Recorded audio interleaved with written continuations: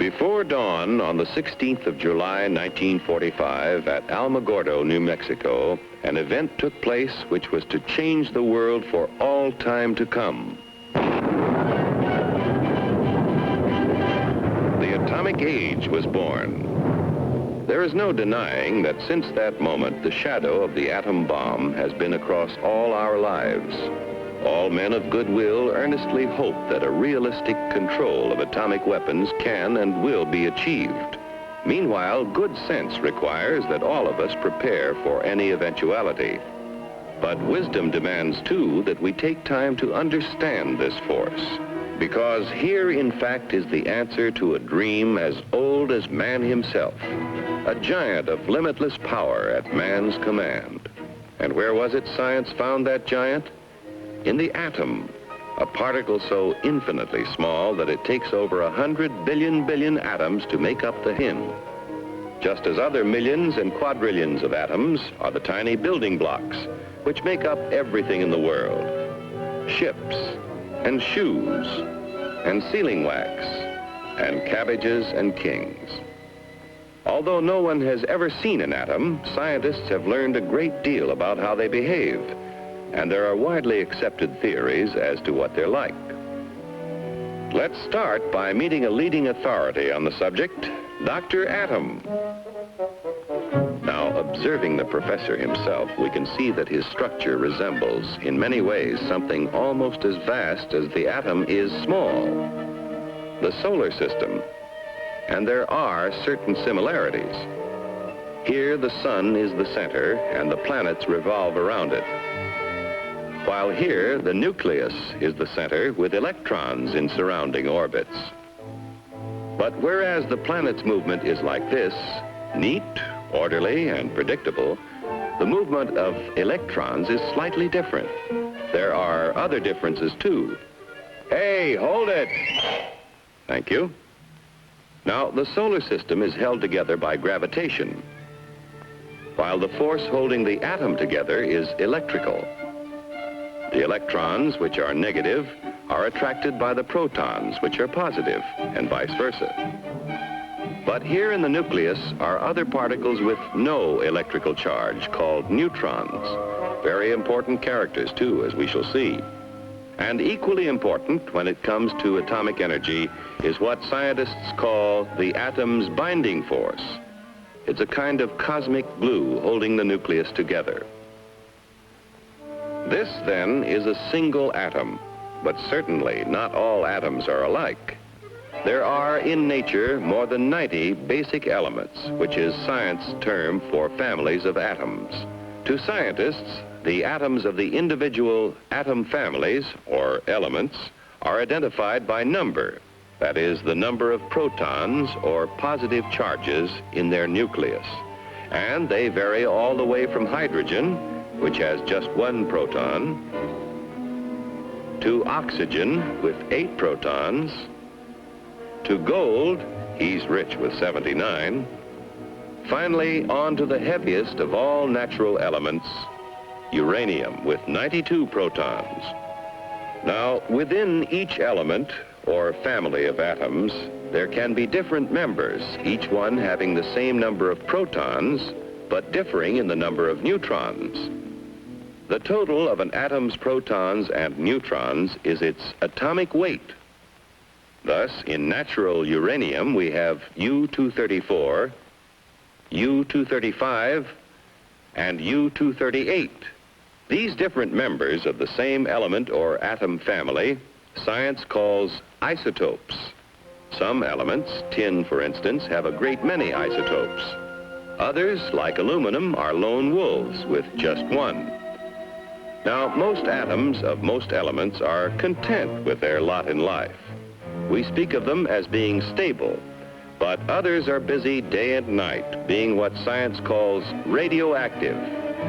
Like radium, throwing off powerful rays along with some of its neutrons and protons, until it actually alters its own nuclear structure and changes to another family, and then to another, until it does become stable at last. This spontaneous changing of elements is called natural transmutation. Its discovery gave men of science an idea. If an atom could change itself, why couldn't man change an atom? Using as bullets the very particles which radium threw off, a noted British scientist bombarded nitrogen and converted it to oxygen. In terms of individual atoms, this is what happened. The radium nucleus threw off an alpha particle consisting of 2 protons and 2 neutrons. One of the protons was absorbed into the nitrogen nucleus, turning it to oxygen. This was artificial transmutation, man changing the elements. From that first experiment, others by the thousands followed as scientists devised ever more powerful particle accelerators, commonly called atom smashers, to transmute more and more kinds of atoms. All scientifically important, but hardly world-shaking.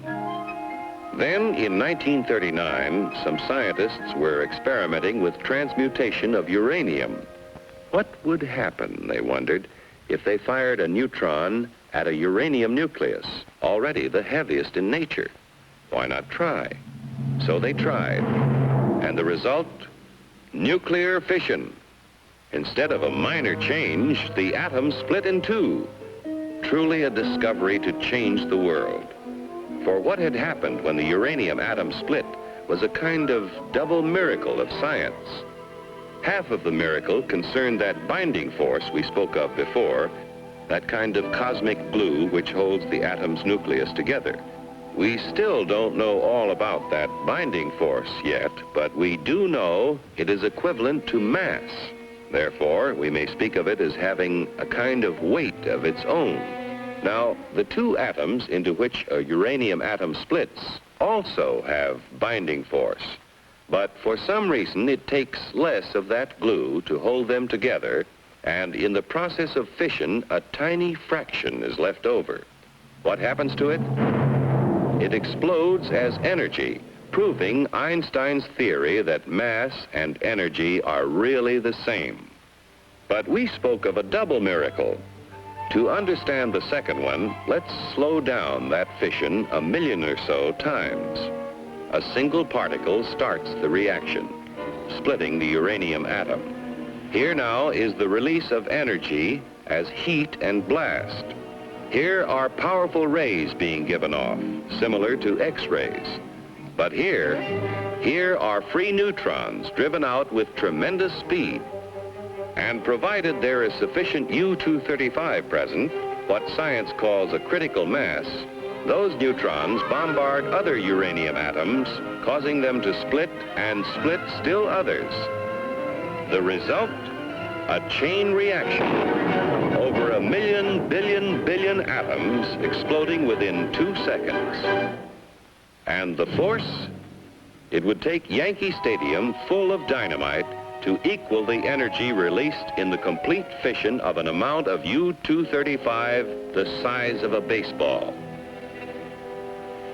With this discovery, at the time the free world faced a war for survival, it was little wonder the first thought was a weapon. But how to obtain enough material for even a single bomb? Only a small fraction of natural uranium is the U-235 isotope, which will fission in a chain reaction. And to separate enough U-235 quickly enough seemed all but impossible. But the impossible became reality as industry, labor, science, and the military combined their efforts to build Oak Ridge, where enough U-235 was separated to build the first atomic bomb. At Hanford, Washington, another impossible project proved possible when a huge plant was built for the mass production of the artificial element plutonium. This process involves what may be called the furnace of atomic energy, the reactor pile. Here is a structure or pile of graphite blocks. In the reactor are placed rods of natural uranium containing both U-235 and U-238. As U-235 begins to fission, the graphite slows down the free neutrons and some of them hit other U-235 atoms, keeping the chain reaction going. But others of those slowed down neutrons hit U-238 atoms. And here's what happens. Remember, we said that U-238 wouldn't support a chain reaction. However, it will capture neutrons from U-235 fission and start a process which converts the U-238 first to neptunium, then to plutonium. And plutonium will fission in chain reaction. Thus, the reactor itself is a source of atomic fuel. Besides producing plutonium, the nuclear reactor makes possible two very important peacetime uses of atomic energy. Remember that the chain reaction process in the reactor creates tremendous heat, which scientists have learned how to control. Thus, a reactor may be substituted in many industrial applications where heat is now provided by coal or petroleum. But such uses in the foreseeable future are limited. For one thing, a reactor pile must be shielded to protect the workers around it from dangerous radiation, and this shielding adds tremendous weight. However, an atomic energy power plant has already proved feasible.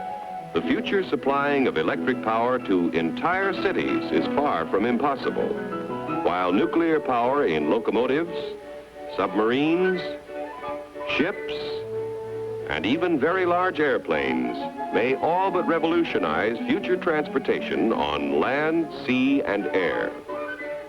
But perhaps the most valuable byproduct of the nation's reactor piles is radioactive isotopes. Research has revealed that many elements not naturally radioactive became so when placed in a nuclear reactor. And these isotopes, working as tracers with such measuring devices as a Geiger counter, became invisible detectives, aiding the cause of science in many different fields.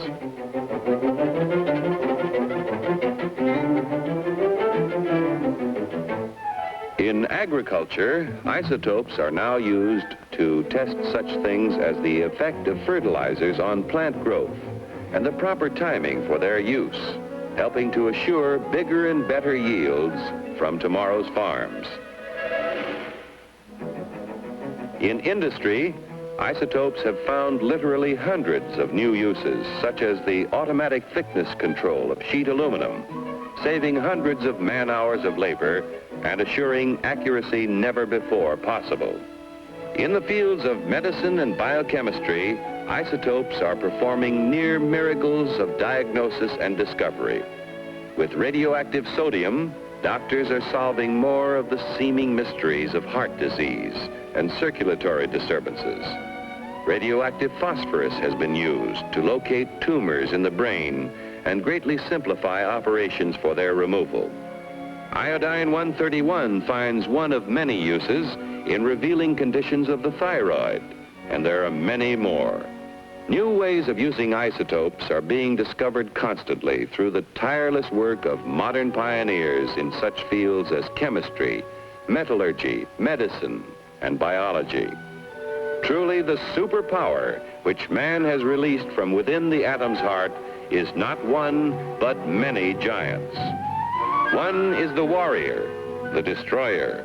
Another is the engineer, seeking to provide vast quantities of energy to run the world's machines.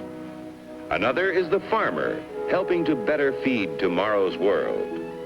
Still another is the healer, helping to diagnose and cure the sick. And the last is the research worker, working on in the fields of pure science to reveal more of the mysteries of the universe. But all are within man's power, subject to his command. On man's wisdom, on his firmness in the use of that power, depends now the future of his children and his children's children in the new world of the atomic age.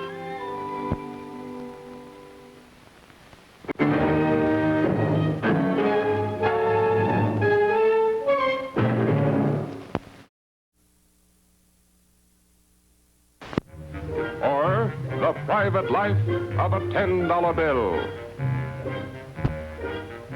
starring Tom Ewell. The cast: Alexander, played by himself. Tom Ewell, played by himself. And himself, played by himself. Mr. Ten Spot's costumes, courtesy United States Bureau of Engraving. And now our star, Tom Ewell. Oh, thank you. And how do you do? May I introduce you to the Saltbuck vulgaris, commonly known as the 10 Spot, or $10 bill. This one's called C7391096A, or Alexander by his friends. Now, the 10 Spot may be distinguished from other members of its species, genus Mazuma simolians, by the delightful picture of Alexander Hamilton engraved upon it. Furthermore, this bit of engraver's art often comes in handy. For instance, the 10 Spot will permit one to travel. $10 will purchase 50 round trips on the Staten Island Ferry.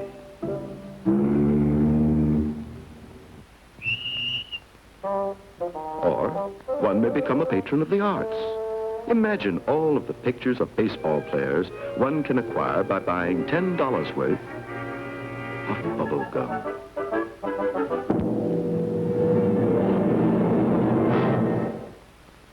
And if you like fine music, well, the 10 Spot will afford you 9½ hours of listening pleasure when fed into a jukebox.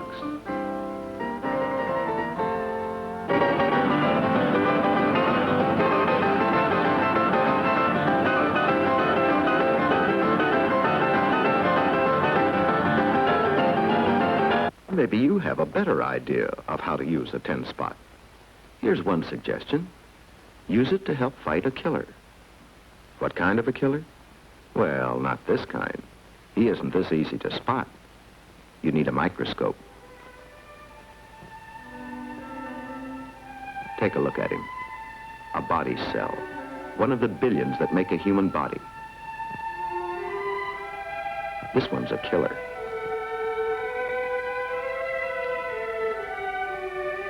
Uncontrolled growth.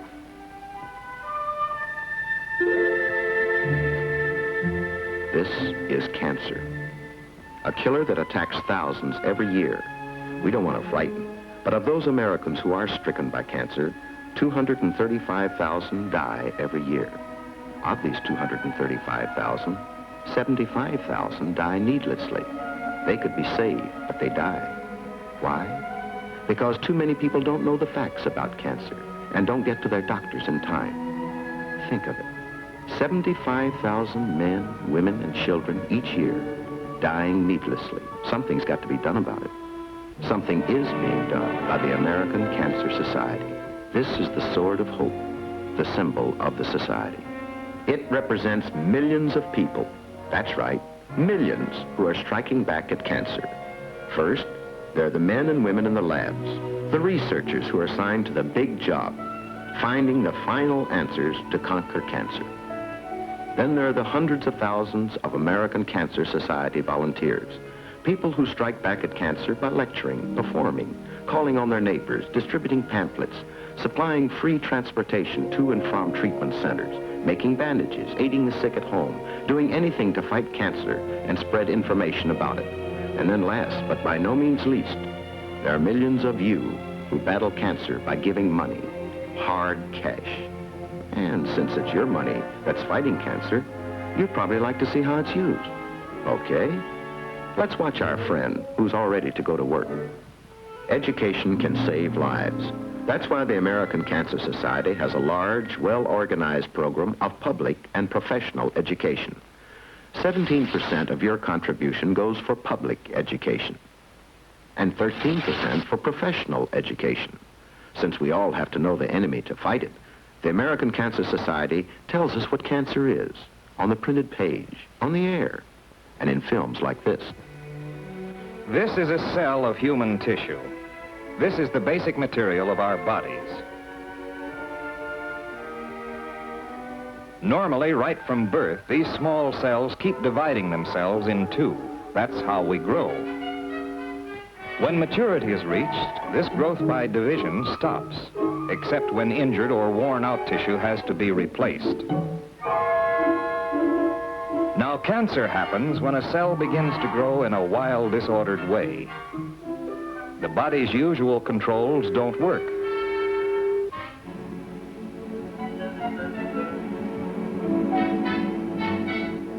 The cells of this wild growth force their way among normal cells, taking away their nourishment.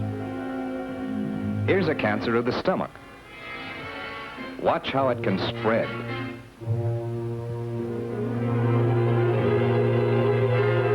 Cancers then appear in other parts of the body.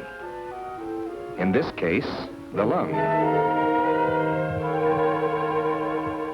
Now, very often, cancer gives an early warning before it has a chance to spread.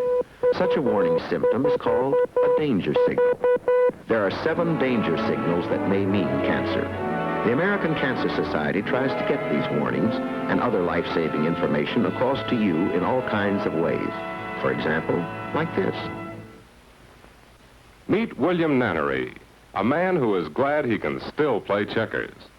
You see, he had cancer 7 years ago, but he was cured because he went to his doctor as soon as he noticed a cancer danger signal. Mr. Nannery is one of thousands of Americans who are alive today because of prompt attention to cancer's danger signals. People such as this businesswoman, this clam fisherman, this assistant to a TV producer, this insurance broker, this housewife, this man who makes bleach.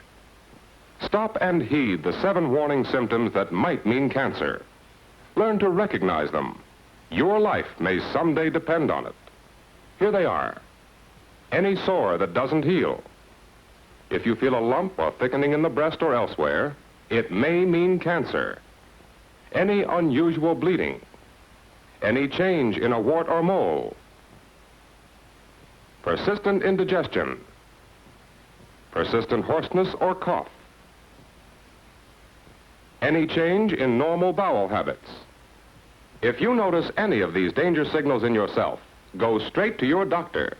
For many cancers can be cured if treated in time before the disease spreads. For a free booklet that contains the 7 danger signals, write to your unit of the American Cancer Society.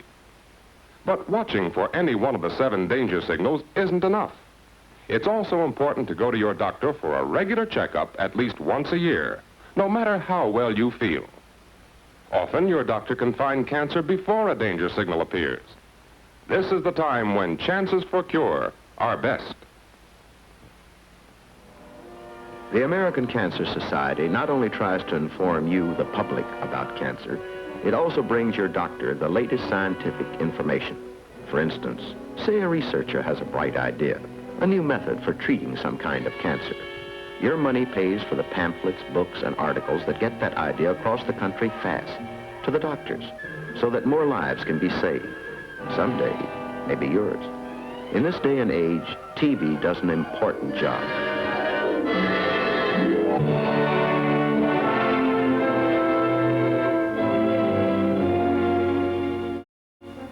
You're looking at sections of a closed-circuit television program.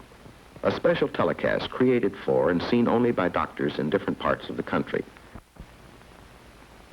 There were 30 such hour-long programs bringing doctors the latest information in cancer research, diagnosis, and treatment. Education for you and your doctor is just one of the Society's weapons. Here's another, service to cancer patients. This takes about 1/4 more of your 10 spot, 26% of it, to be exact. Every unit of the American Cancer Society acts as an information center where people can come for help. But the major part of service is helping patients to get proper treatment, special equipment, special care. What's done in Arizona is different from California or New Jersey. Every part of the country has its own needs and plans. But the goal is the same, service to those who need help. Service includes such things as surgical dressings and white goods, blankets, bed sheets, bandages, pillowcases, even radios, books, puzzles, games, records, everything and anything to make a patient's life a little brighter, even Scrabble. But the service program doesn't just happen. Service costs sawbucks. And here's something else that costs money, lots of it. The largest hunk of your 10 spot, 27% works on the big job, the conquest of cancer. The American Cancer Society is supporting research in every field of medical science. Never before have so many sciences fought one disease. This is the biggest medical attack in history. Chemiotherapy, biochemistry, physiology, botany, endocrinology, pharmacology, pathology, cytochemistry, nutrition, morphogenesis, genetics, cellular oh brother, I can't even pronounce these words. Radiobiology, metabolism, virology, immunology, and epidemiological research. I got through them, but I can't pronounce them. I don't even know what they mean. Most of us don't. But that's not important. All we have to know is that progress is being made. Progress that you and I have made possible. Watch. You're looking at a flask that's full of cancer cells, living ones. Now the cancer cells are dead. A new chemical is able to kill cancer in the laboratory. This rabbit also represents research progress. He had cancer, but he was cured by another experimental chemical. This hamster can't get cancer. He's been protected by the experimental use of hormones. More progress. Now take a look at this. It's an old X-ray unit. 30 years ago, it helped save people from cancer. But here's what they've got today. This new multi-million volt X-ray unit saves lives that would have been lost 30 years ago. It's a big step forward, made by research. Progress in a flask. Will it save lives tomorrow? Progress in a rabbit. Will it save lives tomorrow? Progress in a hamster. Will it save lives tomorrow? Progress in a machine. It's saving lives today. But we've got to keep progress going. And to keep it going takes the biggest part of your 10 spot. Well, there's not much left of our 10 spot, is there? Another 7% goes for administration. Another 10% is used for raising funds. And that just about takes care of your $10 bill. Let's have one more quick look at the Society's 3 life-saving programs. Education, both for you and your doctor, telling you what cancer is and what to do if cancer should strike. The work done with this part of your contribution could directly save your life by getting you to your doctor in time. That's pretty good insurance. Service that tries to save more lives and ease the pain of cancer patients. And finally, research, the biggest job of all. The work that someday will knock out cancer forever. But listen to this. Last year, the American Cancer Society could grant only 2/3 of the funds needed by research scientists. There wasn't enough money to grant more. This in a country where each year, $17 per person is spent on legalized horse racing bets, but only 15 cents per person to fight a disease that kills 235,000 Americans every year. Cancer is a very democratic disease in its own terrible way. It can strike anybody. It does strike 1 in 4. And of every 3 American families, cancer will someday strike in 2. That's why the job of doing something about it is up to every one of us. Together, we've got to conquer cancer. So, give generously to your unit of the American Cancer Society. Mail your contribution to Cancer, care of your local post office.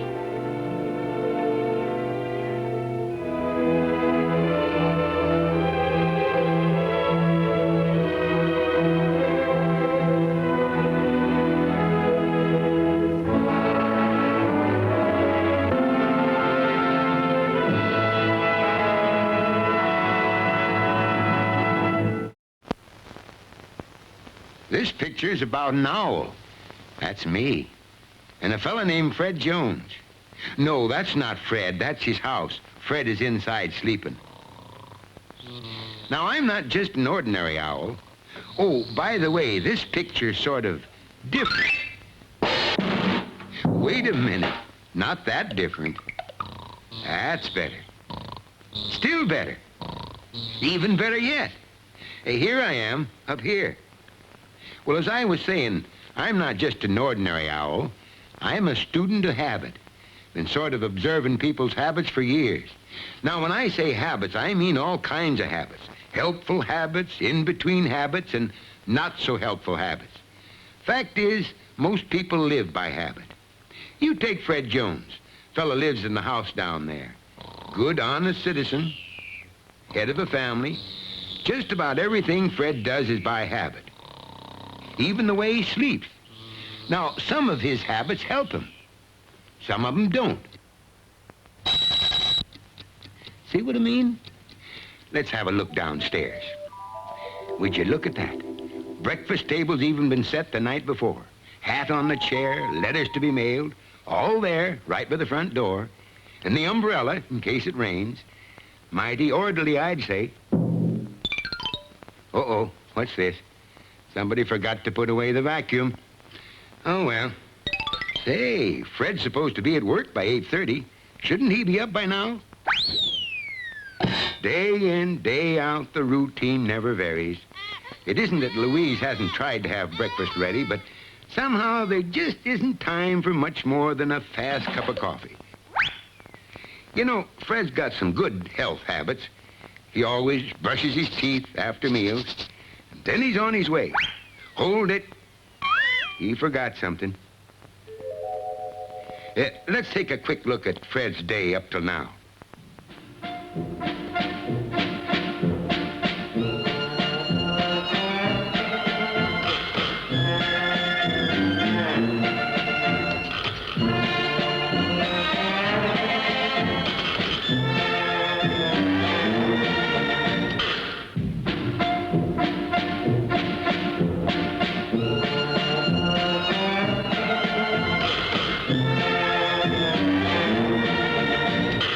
From the time the alarm goes off, life at the Joneses is mostly a bunch of habits strung together.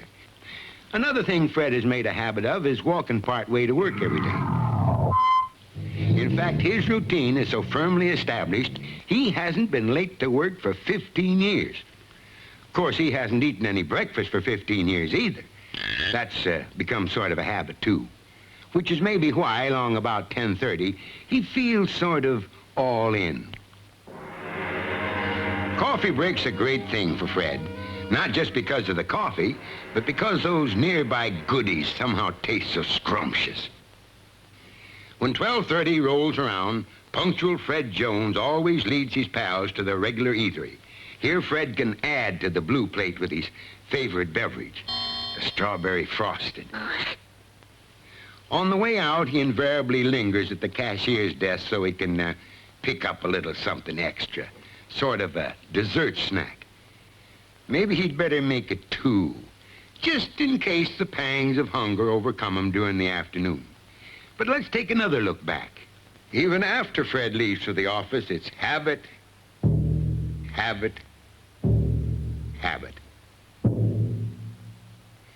On the way back from lunch, Fred, as usual, indulges in his harmless little habit of admiring his reflection in the store windows. A mighty handsome figure of a man for a guy his age, especially if you overlook that little bulge at the waistline. Just now, Fred happens to remember that today's the day he goes to see his doctor. He finds it a helpful habit to see him regularly, and he always feels better for having done it. Every once in a while, Fred's good wife, Louise, prepares some special treat for dinner.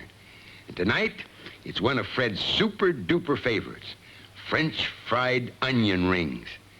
Despite the 2 helpings of meat and potatoes that he's already tucked away, Fred still manages to find room for those ever-loving onion rings, with notable consequences, including drowsiness.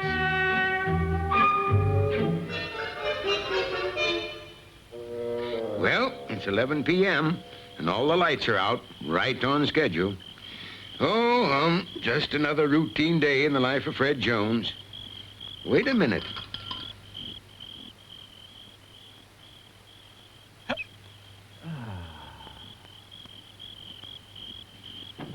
That's odd.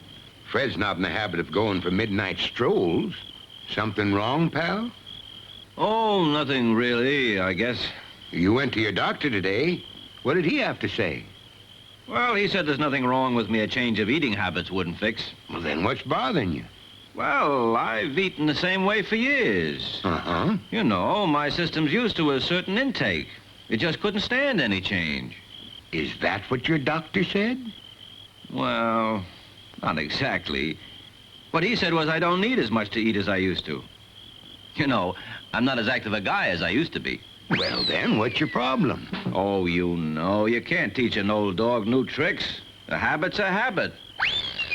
You can't change it. No, I've seen lots of people do it. Well, now, wait a minute. From my observations, I've noticed that most habits can be changed, even eating habits, If what? if you know how, if you want to, and if you're willing to work at it. Sounds impossible. But go on. The most important thing is you got to be sure you want to. I'm listening. Now, most people who succeed in changing their habits devote some time to thinking about it. Takes a little time to find out whether you really want to change a habit or not, because it's not going to be easy. Uh-huh. And a list is very helpful. A list? Sure. Many people make themselves a list. On one side, it's got what they like about the habit they're trying to change, and on the other side, the things they don't like about it. Well, this list, what do they do with it? They carry it around with them, keep looking at it and thinking about it until S Day. S Day? Sure, S Day, start day. That's the day you pick to start the habit change. Why a special day? Oh, that's important. People find it best to start their campaign when the time is ripe for it. Picking a start day gets you underway with more momentum. You know what I mean? Seems to make sense. Certainly no harm in just thinking about it. Oh, hey, I'm not in the habit of staying up this late. I gotta be going. Well, see you later. So long, Fred. See you on S Day. I don't know. Maybe he will make up his mind, and then again, maybe he won't. Well, Fred did think about it, and he talked it over with Louise. Soon afterwards, he decided to make a little list of the things he liked about overeating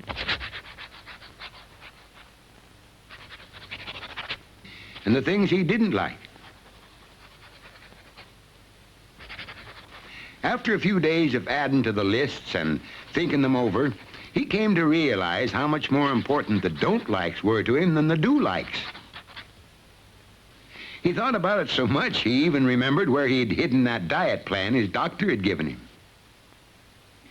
And he tacked up a weighing schedule near the bathroom scales. The more he thought about it, the readier he became for S Day. Monday the 8th, 7 a.m.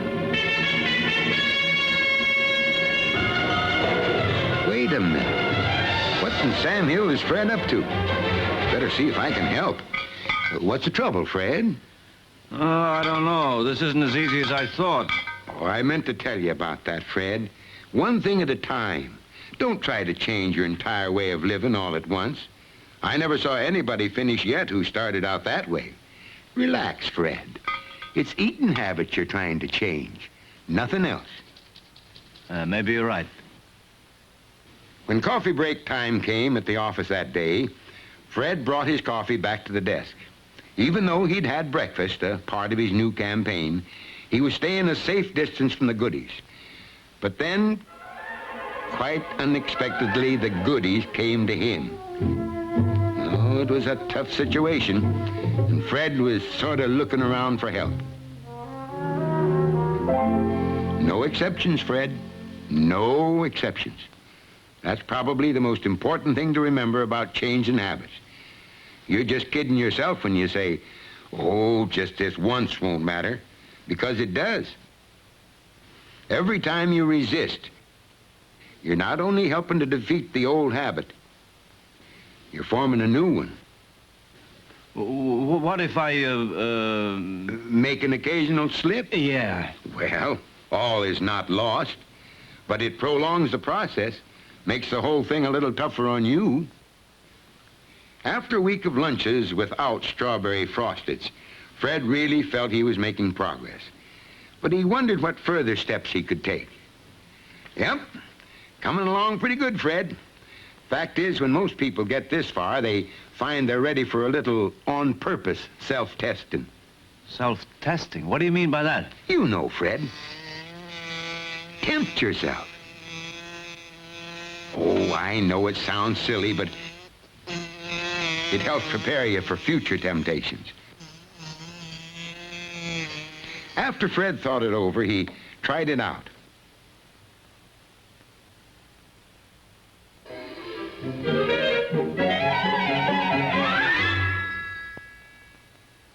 As each day of his campaign goes by, Fred notices he's feeling better and looking better. Strangely, he finds it takes less food to satisfy him. Yes, sir. That new habit is working for him. And Louise has been a big help throughout Fred's campaign. He's come a long way. Uh-oh. Look who's arriving in a fancy car, totally unexpected. It's Louise's brother, Ernie, her eatin' brother. Just drove in from the big city, hungry as a bear. Well, Ernie's not going to put anybody out. No, sirree. The whole family's going out to dinner on him. And guess where he's going to take them? Gourmet's Grotto, where calorie is king. Now, a few months ago, Fred couldn't have passed up pâté de foie gras, the world's biggest Caesar salad, French fried onion rings, and French pastry. But tonight, he's almost enjoying himself on half the calories he used to want. Even with big-hearted Ernie picking up the check, he just doesn't seem to want the fanciest items on the menu. Tonight, Fred's having orange sherbet for dessert and liking it. Yep, Fred's on pretty solid ground now, and he can be proud of himself. But he's still got to stay on guard. He'll need to keep up the momentum that got him off to such a wonderful start on S-Day. For some time, still, he's going to keep on using that list in his wallet. He'll probably add some things to it, too. Even though he suspects it wouldn't do any harm, he won't allow a single exception to occur. He'll keep testing himself with small, new temptations from time to time. And he'll enjoy the satisfaction of overcoming each one. And he'll concentrate on one habit change at a time, till he's sure he's ready for another one.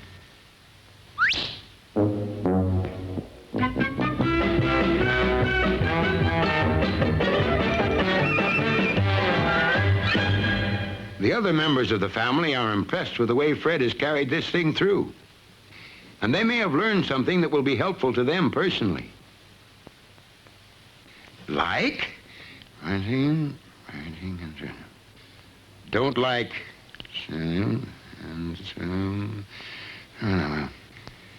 like, oh yeah. You know what? I'm starting one of those lists myself. Yes, sirree.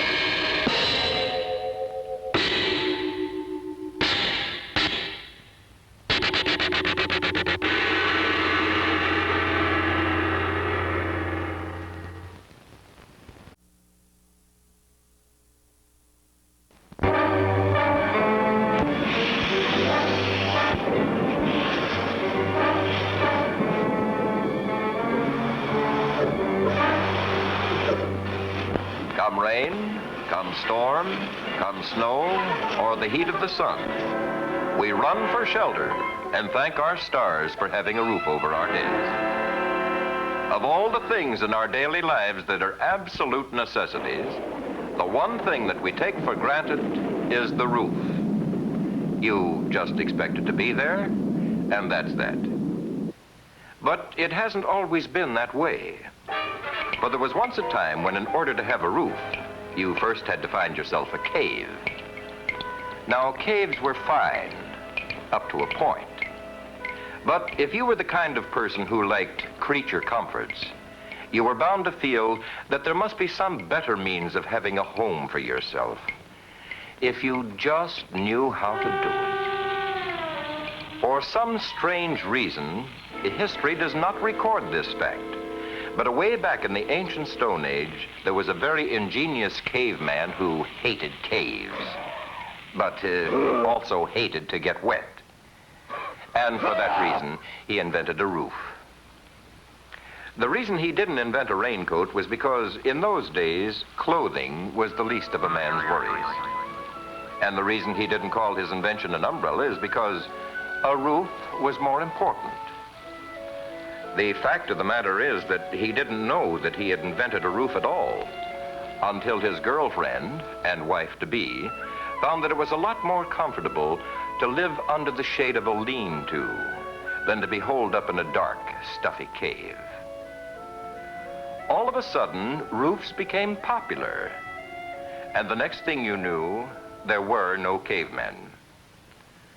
This was a big help to society because, what with the population on the increase, people were beginning to run out of caves.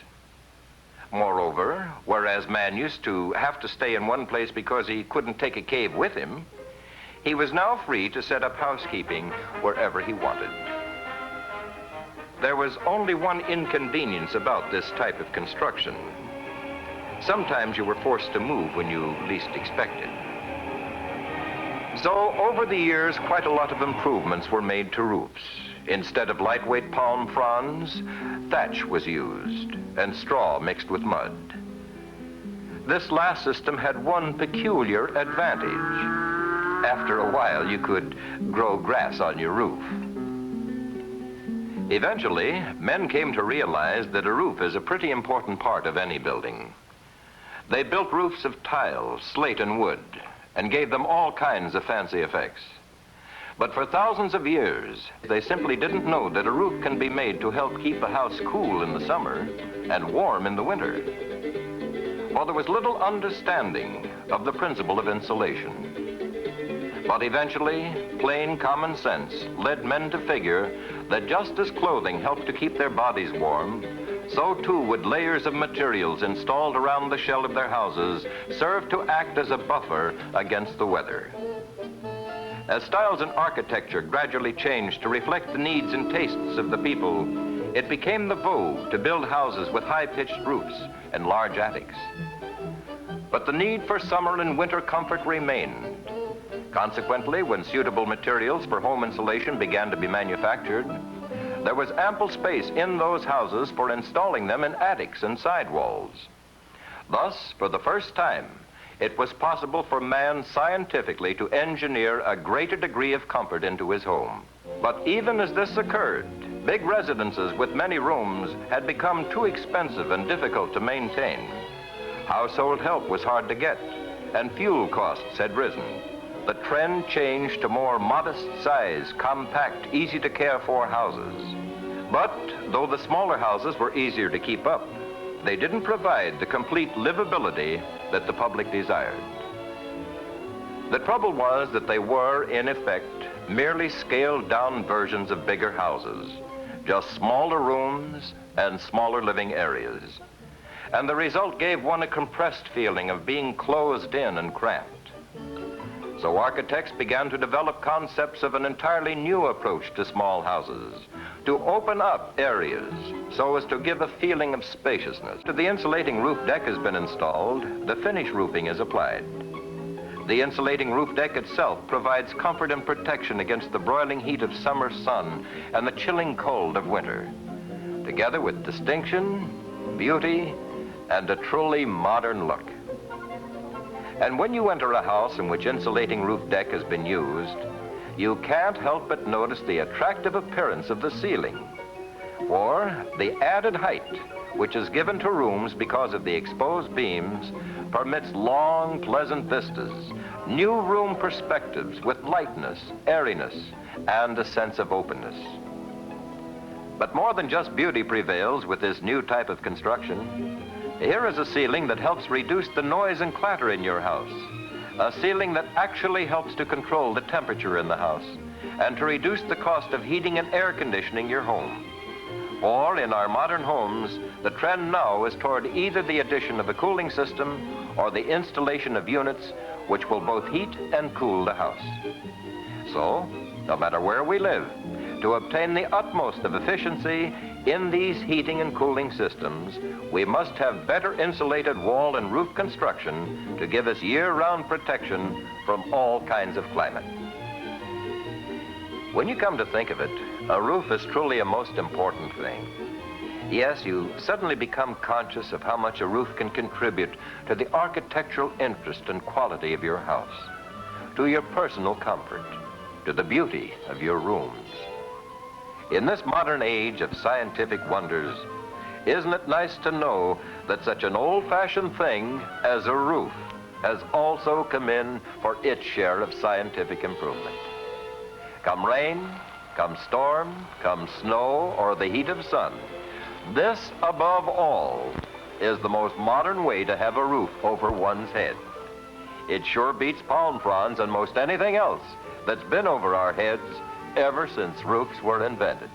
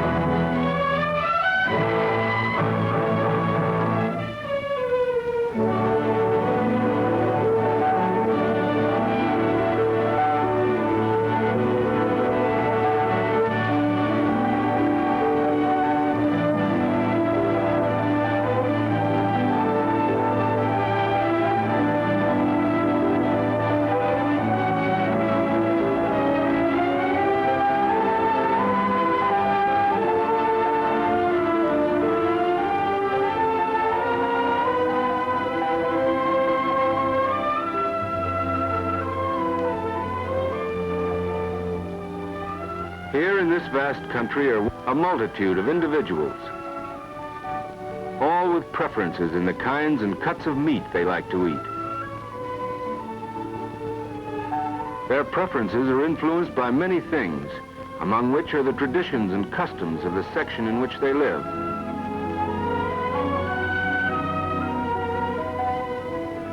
In Boston, this meat dealer's showcase in normal times is filled with the appetizing cuts of meat Boston people like.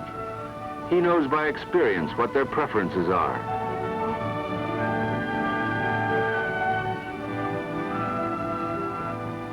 West across the country, a Kansas family is enjoying meat for supper obtained from their local butcher, who knows the kind of meat they prefer.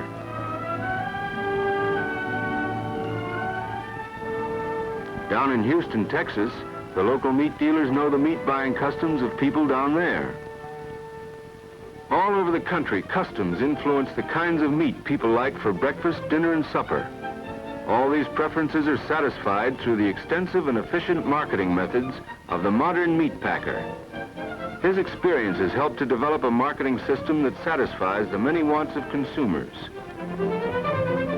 But it wasn't always this way. Let's go back to a farm of 60 years ago and see how all this started.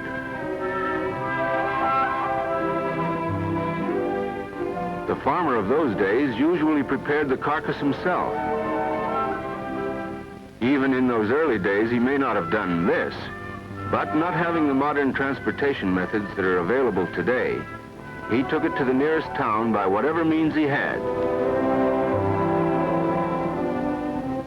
There he sold it to the local butcher.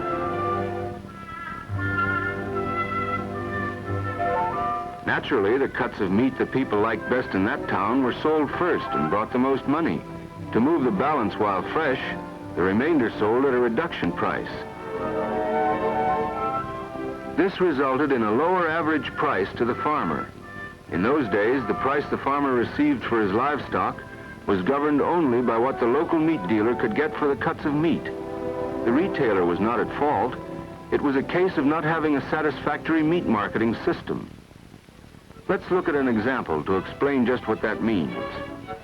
Here are two towns. We will call them Town A and Town B. Actually, the towns are far apart. Town A, where lived the farmer and butcher we just met, sold these cuts readily. Town B could have used the remainder and perhaps would have paid a better price than was obtained for it in Town A. Neither the farmer nor the retailer could bring about a matching of supply and demand for the various cuts. Out of necessity, there developed a meat packer who could perform the job of giving both towns the cuts of meat each of them wanted.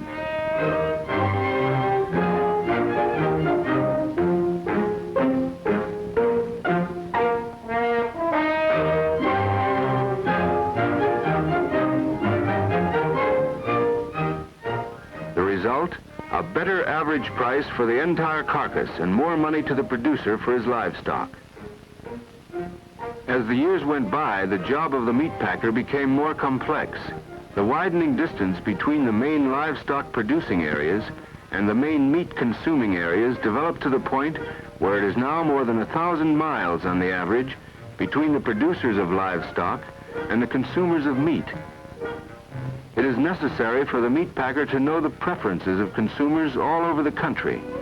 For example, what Mrs. Boston wants in the way of lamb, what Mrs. New York demands in beef, and what the various Mrs. Atlantas, Galvestons, and San Franciscos prefer in kinds, types, and grades of the meat they serve. It is the meat packer's job to cater to these preferences or customs, to give the consumer what she wants when she wants it. Studies of the meat-buying preferences of the nation reveal that customs have an important influence on the marketing and consumption of meats. One of the best examples of customs in the meat business is the preference in different parts of the country for meats from different weights of animals. The cuts of beef preferred by Boston people come from animals weighing about 1,300 pounds. New York's preference is from cattle of 1,100 to 1,200 pounds of weight. Washington, D.C. people like beef from cattle weighing 1,000 to 1,100 pounds. As we go west, the demand is for beef from lighter weight cattle. This is true as we move progressively through Pittsburgh, Buffalo, and farther west. In Chicago, the livestock capital of the world, the demand for beef is from lighter weight cattle and to the east of it. St. Louis's preference for beef is from cattle ranging from 600 to 700 pounds.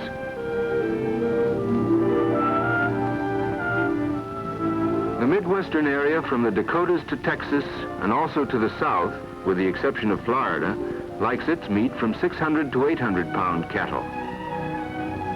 Farther west, the preference for beef is from cattle a little heavier than in the Middle Western region.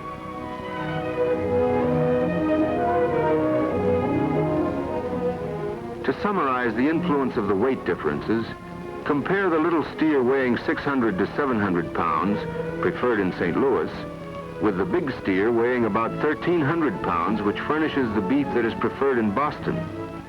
The livestock buyer for the meat packer, when buying live cattle, looks at them from the viewpoint of the weight and quality of the ribs, loins, rounds, and other cuts they will produce.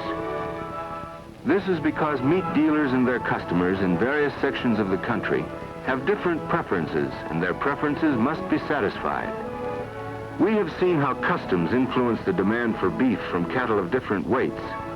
Now let's have a look at some other factors which affect meat buying customs, such as taste, buying power, weather and seasons, religious beliefs, and so forth.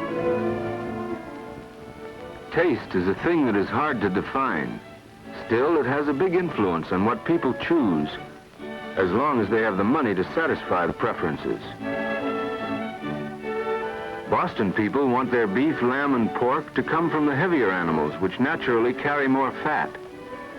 In the South, many of the famous meat dishes are composed of lean meats, which are combined with highly seasoned gravies and sauces.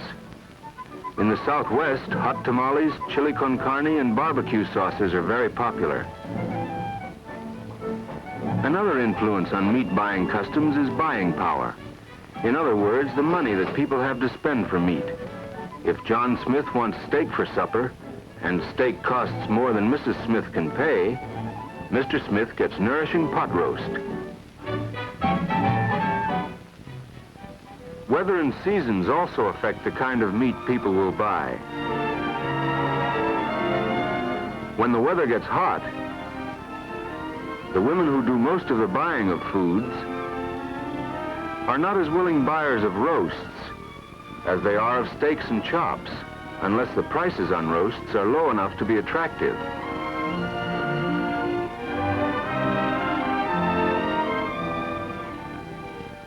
On the other hand, when it's cooler, appetites are bigger, and housewives do not object to spending time around the kitchen stove. Roasts, boiling meats, and stews become more popular than during hot weather. Retail dealers in the large consuming centers report that their trade falls off whenever rain, sleet, or snow make it difficult for housewives to get out.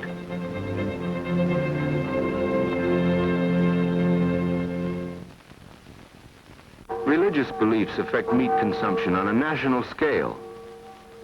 On Fridays, certain days during Lent, and on other days throughout the year, large portions of our population do not eat meat.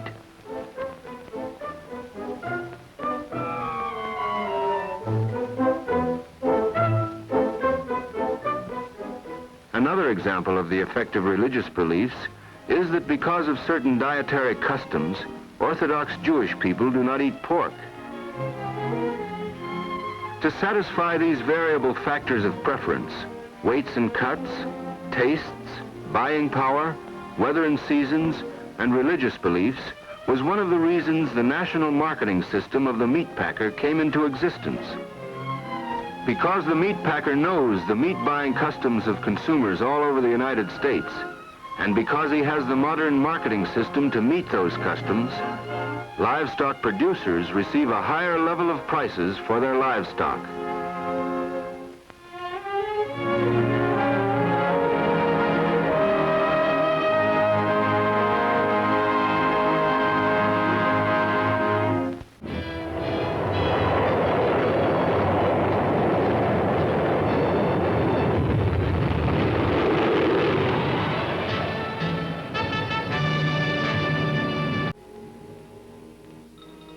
The Air Force Dictionary defines astronautics as the art and science of flying through space, or sending winged guided vehicles or missiles through space.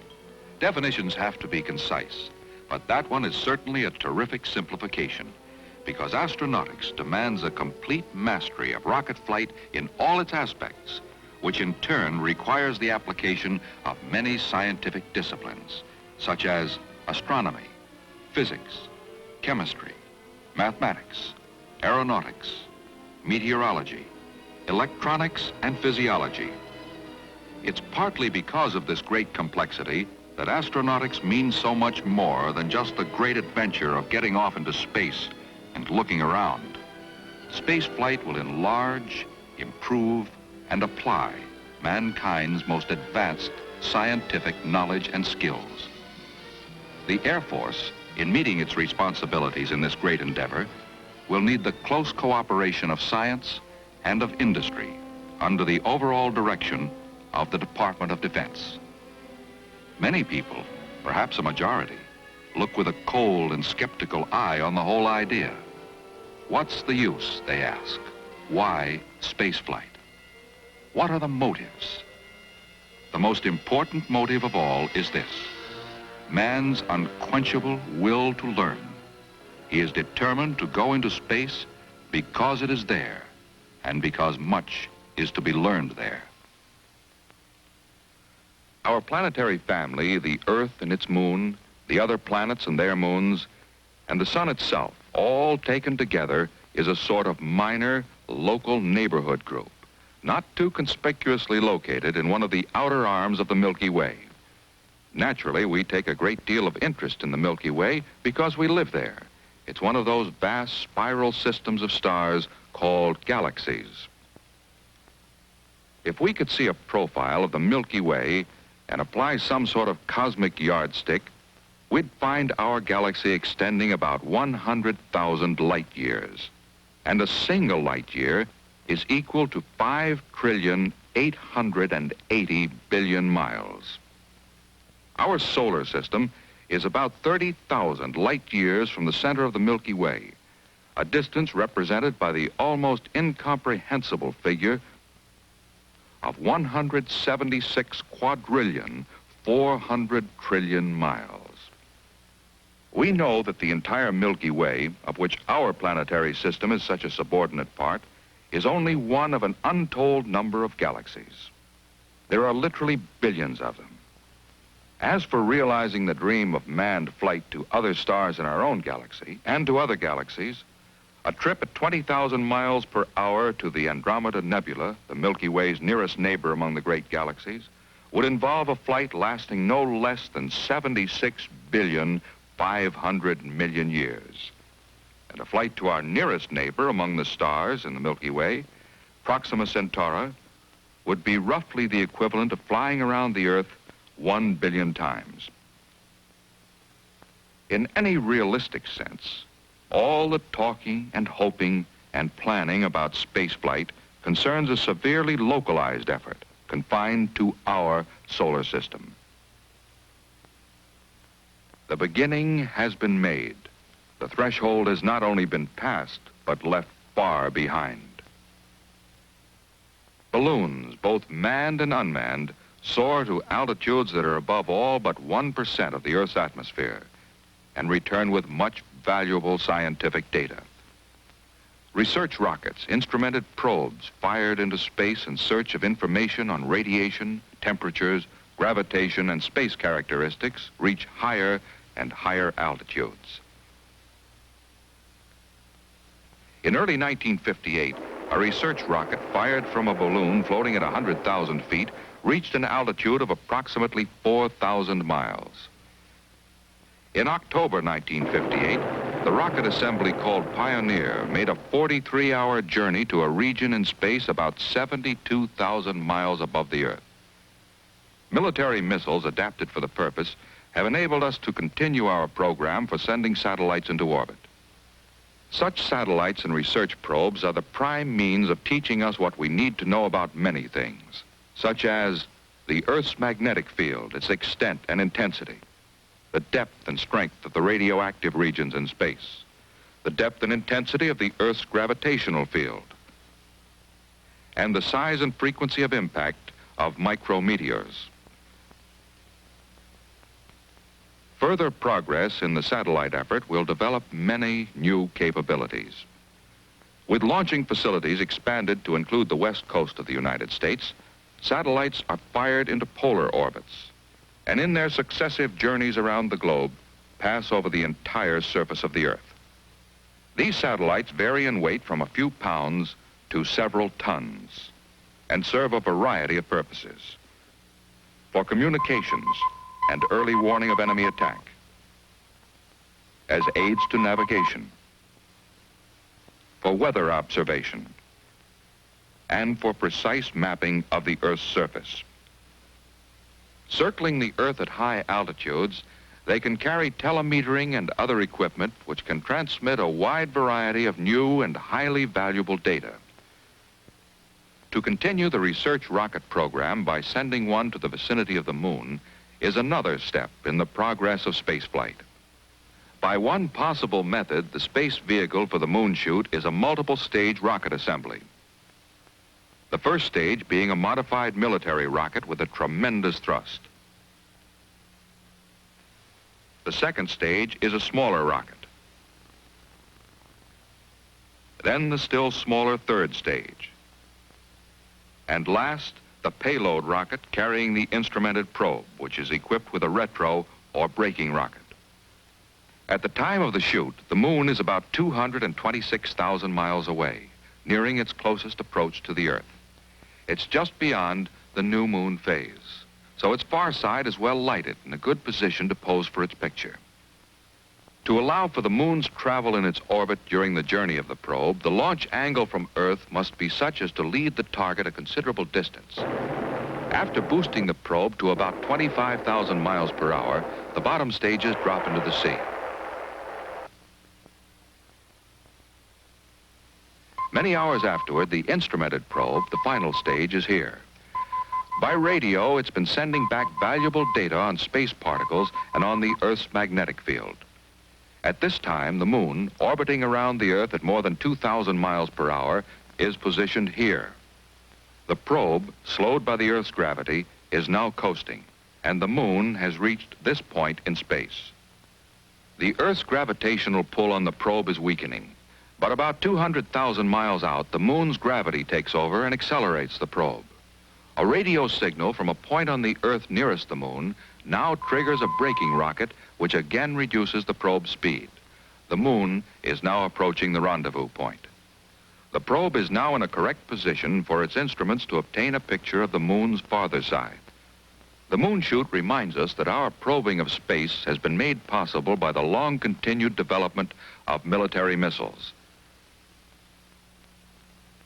Satellites not only carry instruments for recording and transmitting data on space conditions, some of them contribute to the Man in Space program as they carry small animals for the observation of the effects of spaceflight on living organisms. A really big further step, the manned capsule satellite. The capsule is large enough to contain a man, his supplies, and his equipment. The capsule is launched by a powerful multi-stage rocket.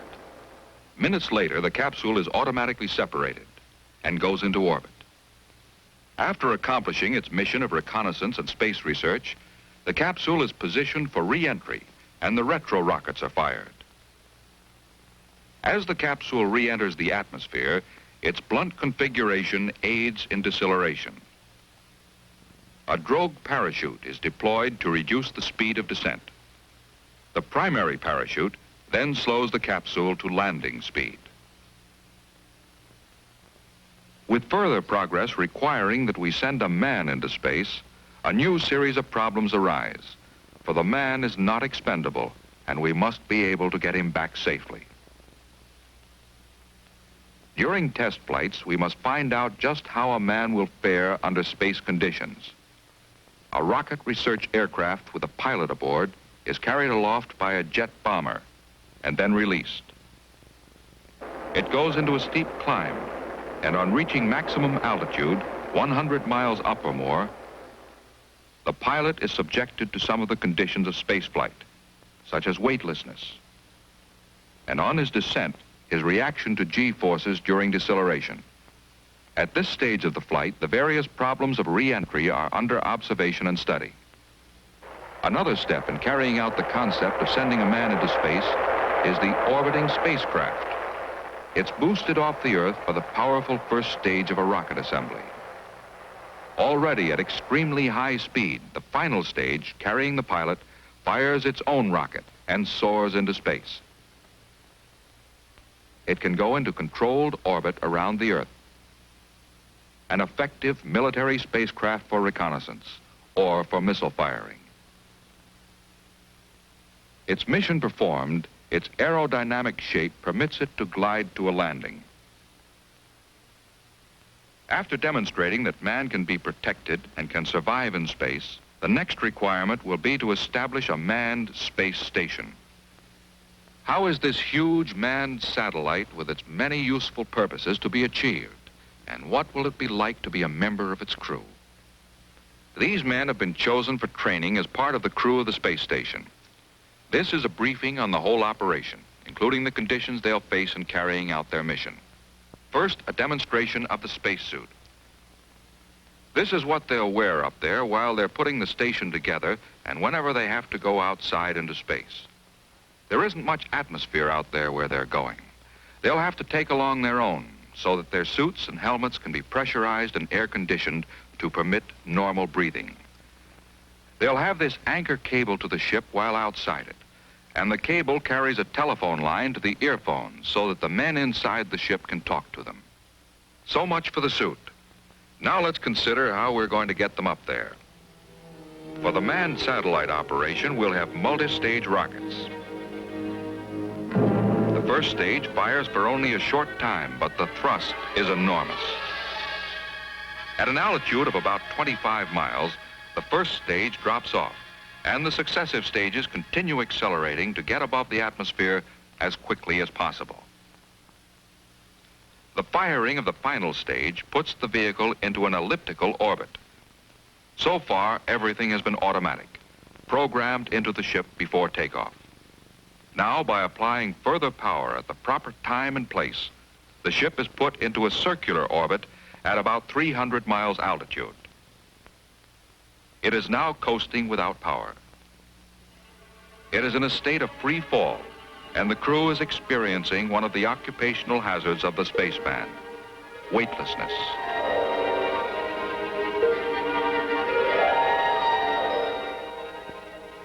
Everything tends to float about.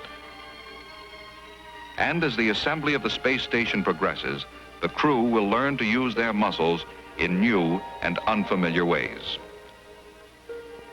To maneuver in space, a man will use small rockets placed so that he can move in any direction, but their force has to be applied to the body's center of mass. The men, the ships, and the components being handled are all in orbit around the Earth at the same speed, about 18,000 miles per hour. The work is being carried on in a strange and hostile environment. Cosmic rays and other ionizing radiation, harmless at low altitudes because their energy is filtered out by the atmosphere, up here have high energy and are damaging to living tissue. Because of this, each work period outside the ship will be limited. Direct radiation from the sun will raise the temperature of anything it strikes to several hundred degrees unless reflecting surfaces are used. And any object in space not so exposed will sink to temperatures far below anything ever experienced on Earth. It'll be dark up there. Everything is surrounded by a black void except objects in the direct rays of the sun. One should never look at the sun with the eyes unprotected. It will be a disk of unendurably white light set in a jet black sky. Another occupational hazard in space, meteors. They're generally small bits of rock or metal, ranging from extremely fine dust to about the size of buckshot. The crew will have to be prepared to repair any damage they may cause. They'll load the partially completed space station with oxygen and other supplies. Then part of the team will remain and the rest will return to Earth. Descent into the atmosphere will be made possible by the use of retro rockets to reduce speed and by the vehicle's aerodynamic braking devices. And with the space station in operation, logistic rockets will supply food, fuel, water, and oxygen. The space station will have several kinds of usefulness. Mapping of the Earth's surface from this high vantage point will be more accurate and more complete than has ever before been possible. The meteorologist in the crew, from his observations of conditions in the Earth's atmosphere, will make possible worldwide weather forecasting. Data on cloud patterns and coverage, general circulation of the atmosphere. The location and movement of hurricanes and other storm patterns are radioed to stations on the Earth. In observation of weather systems, a space station can do the work of many satellites. Astronomical observers on the space station will not be hampered by the blanket of atmosphere that has always been a handicap to earthbound astronomers. More precise calculations can be made of the positions of the heavenly bodies and of the distances between them. And the planets will be much more clearly visible than from the Earth. Reconnaissance of unfriendly countries will be possible on a vast scale and will be of definite value to our national security. Launchings of rockets into outer space from the space station will require far less thrust than launchings from the Earth.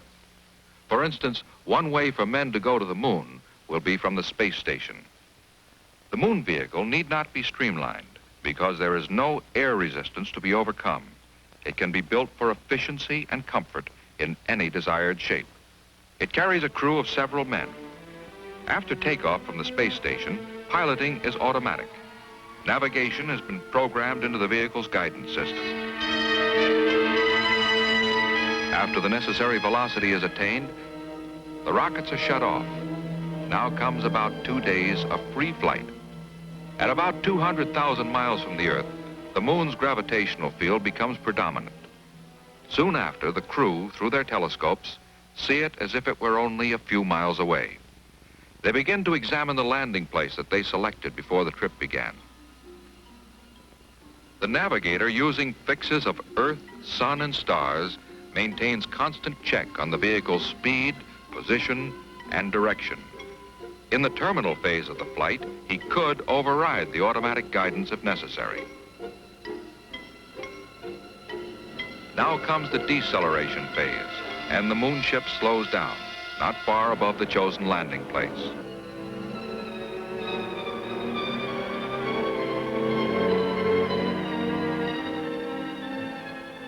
Then the ship, after directional correction, is guided to the moon's surface, and the flight is completed.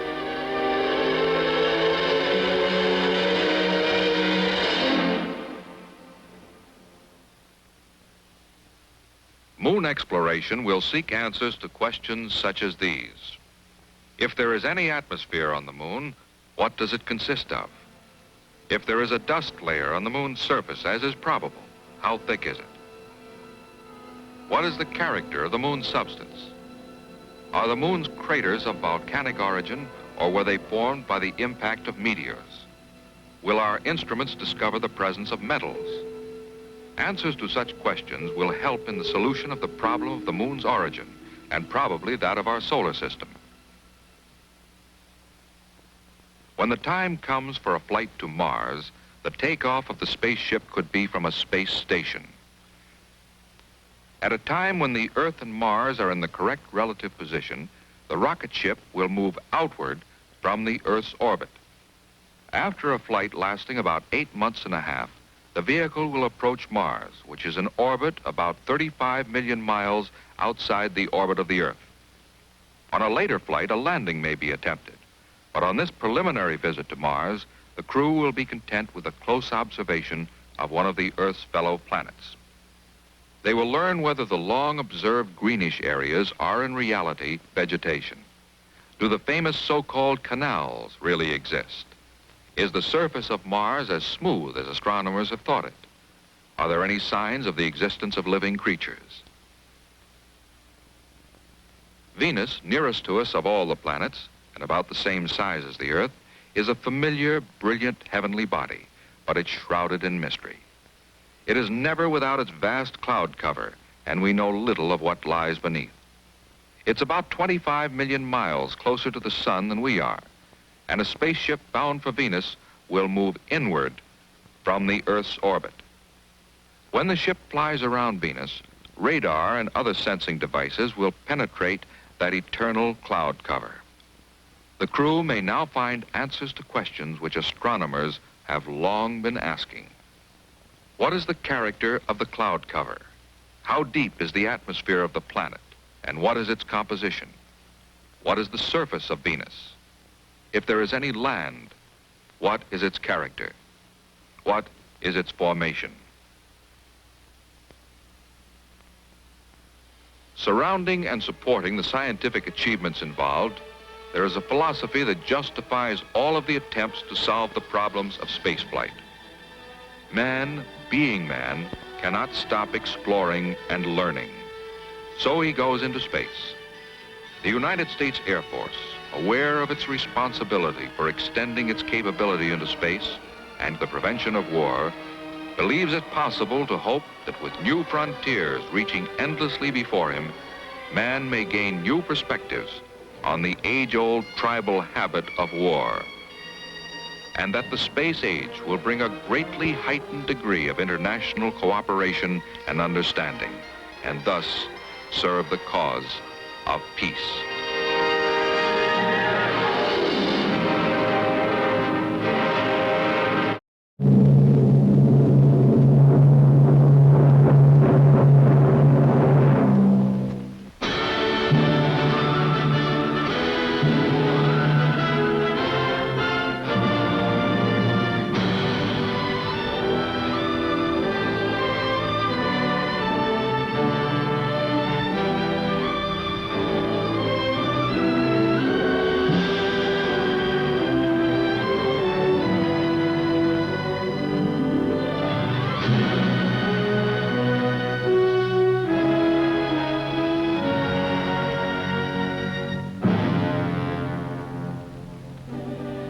There is a special fear that afflicts human beings, the fear of the unknown. It starts in children who see all kinds of imagined horrors out in the dark. And it continues on into adult life, so that it seems almost a part of human nature to be fearful of people we do not know, to suspect actions we do not understand. Most of us find it easier to misinterpret the actions of a minority group than try to understand them. And the smaller the group in question, the more intense this problem of understanding, of failure to communicate. Conscientious objectors to war, or pacifists, are a small group of whom most of us know relatively little, and what we do know is usually riddled with half-truths and colored by misinformation and rumor. Many Americans take it for granted that pacifists are yellow, cowards, slackers. Others are quite sure that pacifists are crackpots, irresponsible, poor citizens equipped with unstable personalities and fuzzy intellects. Still, others concede that pacifists may be well-meaning, but insist that they are impractical visionaries who do not understand the demands made upon practical men in a real world. Relatively few Americans know what happens to conscientious objectors of draft age. Some people assume they are in the Army Medical Corps or in concentration camps behind barbed wires or in jail. Many think they are all Quakers. These are all misleading generalizations. Let's try to see what the facts really are. To begin with, conscientious objectors to war are very much like anybody else you may know. Average people who might come from any representative cross-section of the United States. Farmers and factory workers, lawyers and laborers, scientists and students. Ordinary people, all of them. All the way from A for actor to Z for zoologist. People just like you, your friends and neighbors and family. And just like you and your friends, conscientious objectors take pride in their independence of thought and freedom of action, even though their viewpoints sometimes subject them to misunderstanding and discomfort. The fact that they are individual thinkers is clear from the difference in attitudes among COs themselves when faced with conscription. One large group of conscientious objectors, for instance, is quite prepared to enter the armed services along with thousands of other young Americans of draft age.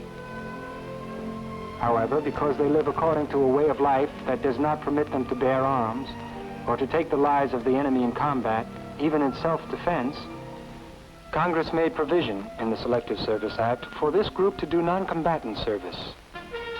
So, when they enter the armed forces, these men usually serve in the medical corps, in which capacity many have been in battle as medics and corpsmen. Most COs, however, find that their convictions not only do not permit them to bear arms or take a human life, but will not allow them to serve in any branch of the military forces. Here, too, Congress has recognized the sincerity of this position and has provided for it. The men in this group must fill out the General Classification Questionnaire, and then if the board grants them CO status, they must enter into a period of alternative service, at least as long as the period they would serve if they had been inducted into the armed forces. During this period, they must serve at work that Congress has defined as, quote, civilian work contributing to the maintenance of national health, safety, or interest. There is still a third group of COs whose pacifist way of life does not permit them to accept either of these alternatives. They cannot agree to assignment either to non-combatant work in armed forces or to civilian work of national importance. These men object on conscientious or religious grounds to the basic nature of any conscription law. sometimes even to the point where they refuse to register or comply in any way with the various selective service regulations. Men who take this non-registrant position are not draft dodgers or evaders. The non-registrant makes his position clear to his draft board and to the government, and he makes no effort to conceal his whereabouts. He knows quite well that he is violating the law and what the consequences are likely to be. The convictions of the men in this group of pacifists are most difficult of all for their fellow Americans to understand or to appreciate. And yet, although the men in these three groups of pacifists draw the line of conscientious objection at different points, the underlying principles that motivate their actions are basically the same. Whether a CO is a non-combatant soldier, a civilian doing work of national importance, or a non-registrant, he bases his stand upon a deep-seated set of convictions. Convictions that motivate not only the single act of nonconformity or objection which leads him to differ with his fellow citizens, but that also motivate all positive aspects of his life. He feels that the principles of service to his fellow men, of understanding and tolerance, and of cooperation with people of different convictions must find expression in his daily living and must be the guiding factor in all human relationships. In a time of war or conscription, therefore, the pacifist finds himself having to go a different way from most of his fellow citizens, perhaps even to face the difficult choice of obeying the laws of his country or of following what he understands to be the leading of a higher authority. In such a situation, he feels that there is for him really only one possibility. He must follow the dictates of his conscience, even if this does in fact conflict with the general viewpoints of his fellow Americans. Congress has made legal provision for religious conscientious objection. This provision has been interpreted broadly to include persons whose convictions would probably not be classified traditionally as religious. During World War II, conscientious objectors came from 230 different religious groups, including substantial numbers from all the major religious faiths and denominations. More than 60 religious bodies of all denominations have published statements claiming the right of conscientious objector status for those of their members who take this stand. Congress has long recognized that a man may be a sincere conscientious objector, whether he is a Catholic, a Protestant, or a Jew. He may not even belong to a formal religious body or institution and still be entitled to recognition under the draft law. This recognition by Congress and by the clergy and membership of the various denominations is not due to their agreement with the specific stand taken by conscientious objectors, since obviously many of them do not agree with the pacifist position, nor do they claim such status for themselves. It is rather an extension and a continuation of the basic American tradition of religious freedom. It was the same principle which brought the earliest settlers across the Atlantic to the shores of a colonial wilderness.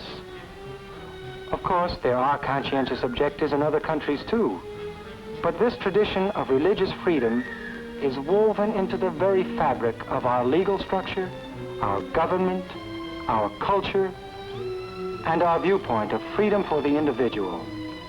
And it is this same tradition of religious freedom which has given legal standing to the CO in the eyes of his government, his church, and his fellow citizens today.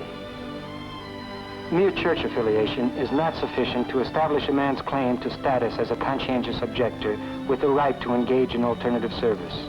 There is a very carefully defined procedure which must be followed, and specific forms which must be filled out in a certain sequence and in a rigidly specified period of time.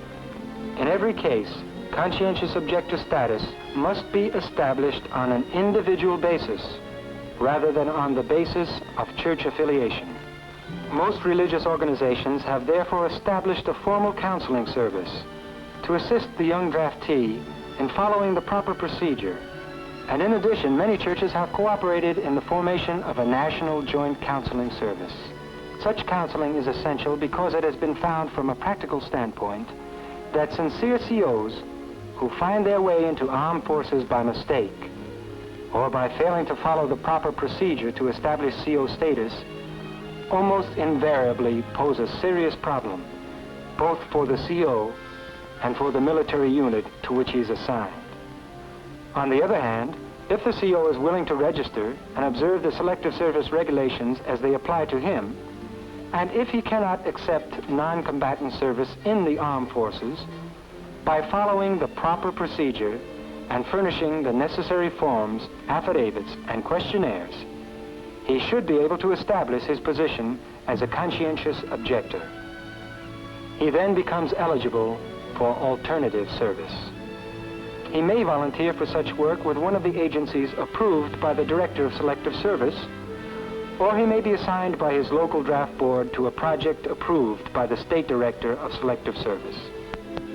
In either case, he will serve for the same length of time as he would have had he been inducted into the armed services, normally 2 years.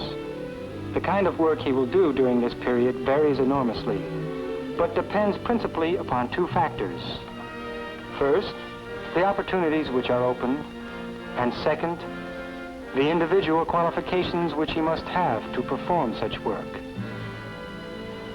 If his draft board assigns him to a project, the alternative service worker is paid the prevailing wage for such work, usually a modest amount, since most projects that are approved are short of workers in the lower wage brackets. If the man volunteers for unsalaried service with one of the voluntary service agencies, and if his abilities qualify him for one of the openings that are available, he will receive maintenance and a small personal allowance, as such service is in the nature of a voluntary contribution of time and talent. Some approved service agencies also pay the prevailing wage rates, but even in these cases, the sum is a modest amount. Although the kind of civilian work done by alternative service workers depends upon conditions, need, and finances available to support such projects, the jobs have tended, in general, to fall into one of the following 5 categories. Hospitals, both general hospitals and mental hospitals, experimental research units, agricultural work, welfare projects and programs, and service overseas in relief, education, and rehabilitation work. COs first started working in mental hospitals during World War II, when there was a very drastic shortage of personnel, both trained and untrained. After the war, need for personnel in mental hospitals continued. Furthermore, administrators of mental hospitals found the COs to be well suited to the newer techniques of treatment. For religious pacifists are motivated to practice in all their relationships the gentler virtues of love, patience, and forbearance. Many general hospitals have been approved for alternative service assignments, and in these situations also, sincere pacifists have found ample opportunity to demonstrate their devotion to the ideal of service to their fellow man. During the Second World War, some COs volunteered to serve as guinea pigs in various medical experimental units. And after the war, this kind of experimental work continued in many hospitals and research centers. COs have continued to serve as human guinea pigs, as normal control patients, and, when properly qualified, as technicians in this kind of work so essential to medical research and progress. Many alternative service workers with agricultural backgrounds have been assigned to farms and agricultural research work, especially in the field of dairy herd improvement and testing. And other men who have the necessary training and technical qualifications have been assigned to agricultural research work in federal and state experimental stations. During the last few years, alternative service workers have been assigned to welfare programs and projects, both private and public. Some typical examples of these are conducting schools and doing social work in migrant work camps in those areas where migrant laborers take their families, and Follow the Sun, to do the planting, cultivating, and harvesting of farm crops. Alternative service workers have also helped to redevelop blighted city areas, working as manual laborers side by side with slum dwellers in the daytime, and in the evening, conducting recreational programs for the children and study programs for the adults, helping to improve the condition of places and people together in a coordinated kind of rehabilitation in the worst slum areas of the largest cities. In the Southwest, many miles from the nearest paved roads, COs have been volunteering to work on the reservations with the first Americans, the Indians, whose health conditions, economic hardships, and educational facilities are sometimes among the worst in the country. Alternative service workers with special qualifications as doctors, teachers, and trained social workers live side by side with the Indians, bringing their professional talents to bear on the serious problems faced by these proud people. COs also work overseas, motivated by a desire to help the people of foreign lands to solve their post-war problems and raise their living standards. Alternative service workers with the necessary qualifications have volunteered to do reconstruction and rehabilitation work in some 40 countries throughout the world.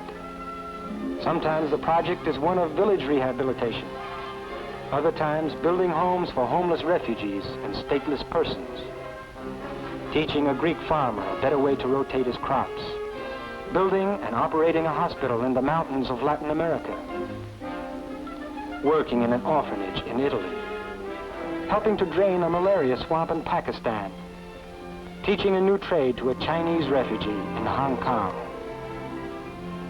In this country or overseas, in city, in village, or open field, the American alternative service worker is living a dynamic life of quiet witness, a life of significant service to others, which follows naturally from the conviction that motivates him, the conviction that love and understanding and labor and suffering shared with others will bring all men together in peace and friendship instead of war.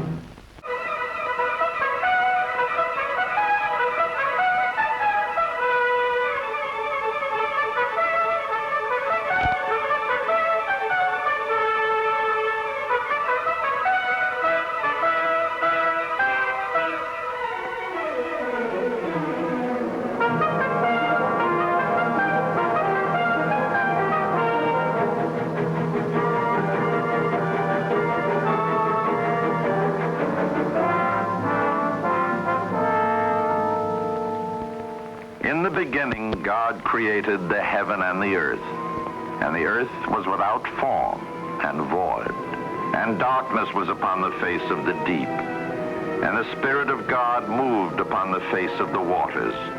And God said, "Let there be light." And there was light.